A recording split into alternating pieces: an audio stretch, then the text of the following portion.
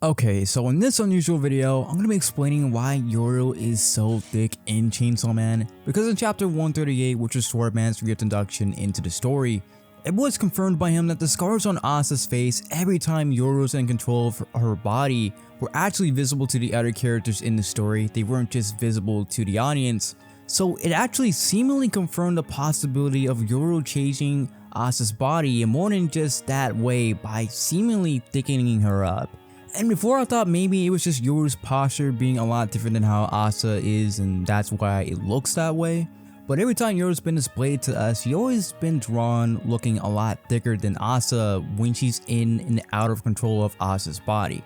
And this could be for a couple of reasons. Number one being that Yoru is gradually changing Asa's body every single time that she goes in and out of it. And it could be similar to how Denji's body actually changed after Pochita became his heart. And he became, well, a part devil.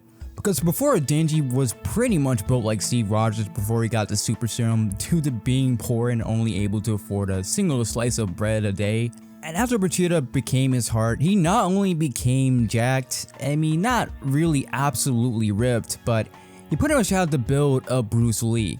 Where in Asa's case, before she was already physically fit, so I mean there wasn't really anything to change there and she wasn't bad looking. But every time Yoru took over her body, she gradually became even more and more attractive.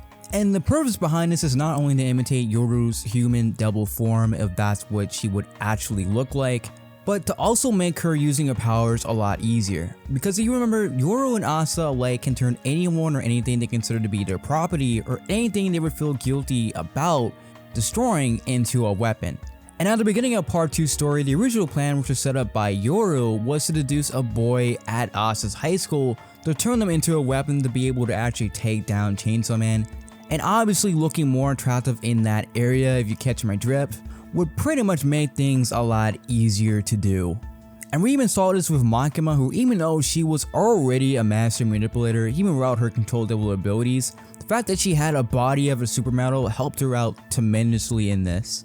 And the second reason why Yoru is as thick as she is, and that she even has the posture that she does, has more of just a logical theory behind it, is because throughout history, although being slim is not considered to be a lot more attractive, being thicker or at least having wider hips has always been associated with wealth and being a lot healthier.